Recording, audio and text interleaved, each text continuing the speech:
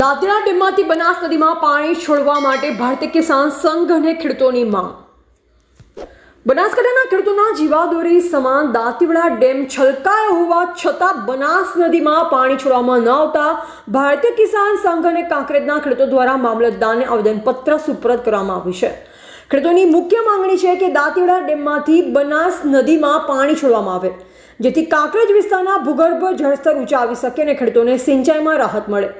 1000 થી 1200 ફૂટ નીચે પહોંચેલા જળસ્તર કાંકરેજ તાલુકામાં ભૂગર્ભ જળસ્તર ચિંતાજનક રીતે નીચે જઈ રહ્યા છે। હાલમાં વિસ્તારમાં પાણીના તળ 1000 થી 1200 ફૂટ નીચે પહોંચી ગયા છે, જે કારણે ખેડૂતોને બોરવેલ ચલાવવામાં ભારે મુશ્કેલી પડી ગઈ છે।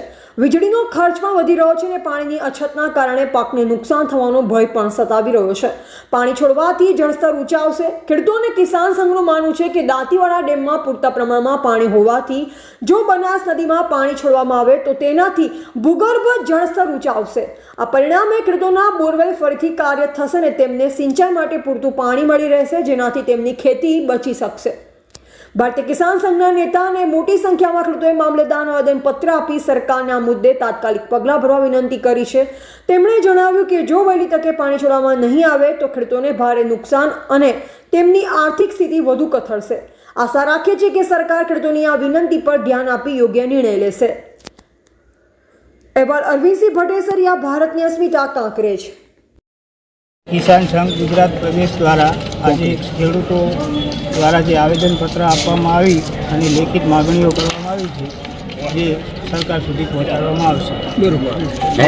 કિસાન સંઘ કોંકરેજ આજ અમે 15/9/2025 રોજ એમ આવેદનપત્ર આલે છે કે અમે પૂર્વ વિભાગમાં અમારા તળ 1000 થી 1200 જેલા છે અને એનું કારણ છે દાંતીવાડા અત્યારે 600 થી 602 ઉપર પહોંચ્યો છે, એટલે એની ભયાનક સપાટી 604 છે।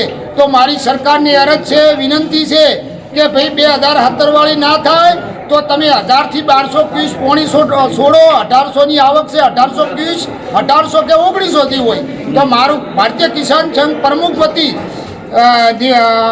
સરકારને આદેશ છે કે ભાઈ 1000 થી 1200 પોણી છોડો તો મારા કોંકરેજ તાલુકાના તળ 1000 થી 1200 જેલા છે, તો ઉનાળામાં ખેડૂત નભી કે મારો ખેડૂત બોર પણ ચલાવી શકે એમ નથી। તો ભારત માતા કી જય। પટેલ વાઘાભાઈ ભીમાભાઈ કિસાન સંઘ પ્રમુખ દાંતીવાડા 600 ઉપર આજ પાણી ગયેલું છે, એટલે તાત્કાલિક અમારી અર્જના કિસાન સંઘની ઓગળી અને 1000 થી 1200 ફૂટ તળ ઊંડા ગયેલા છે, એટલે અત્યારે અમારા બોર રાખવા એટલે બહુ મુશ્કેલી વાત છે। એટલે તાત્કાલિક પાણી પણ આની વ્યવસ્થા બનાસ નદીમાં છોડવામાં આવે એવી અમારી વિનંતી છે કિસાન સંઘની। મારું નામ મફાભાઈ રામાભાઈ દેસાઈ, તાલુકા કિસાન મંત્રી। અમારે આજ આવેદન પાણી વિશે આપવાનું છે કે અમારો જે પૂર્વ ભાગ કોંકરેજ તાલુકો પાણીને આધારિત છે। 1000-1200 ફૂટના કુંડા છે અને બનાસ ડેમમાં અત્યારે પાણી ફૂલ ભરેલું છે। તો અમને જો જીવતા રાખવા હોય તો અમને પાણી છોડે તો અમે ખેડૂતો અમારા બોર અને અમારું પશુપાલન અમે નિભાવ થઈ શકે। તો અમારી સરકાર જેટલી વિનંતી છે કે અત્યારે અમારે ગમે પ્રકારે બનાસથી જીવતી કરો, બનાસ જીવતી છે તો અમે જીવતા થઈ જવું, એ જ અમારી લાગણી અને માંગણીને અનુસરી સરકાર જેની નમ્ર વિનંતી કે પાણી છોડવા અમારી નમ્ર વિનંતી છે। મારું નામ બાબરાભાઈ પટેલ, ખોડા। અમારે આજની તારીખમાં 1000 થી 1200 ફૂટ પાણીનો તળ ઊંડે જે છે, એટલે આ સરકારની વિનંતી છે કે સુજલમ સુફલમ ચાલુ રાખે 12 મહિના અને બનાસ નદીમાં પાણી વાળે, એ જ અમારી એક વિનંતી છે। તો માગણી છે તો સારું રહે એમ। શિવોરી ડેપ્યુટી સરપંચ તરીકે હું બનાસ નદી છોડવામાં આવે, આપણે બનાસ નદી ધરતી લીલી થાય એવી મારી માગણી છે। અમારા કોંકરેજ તાલુકામાં વચ્ચે પાણી નથી।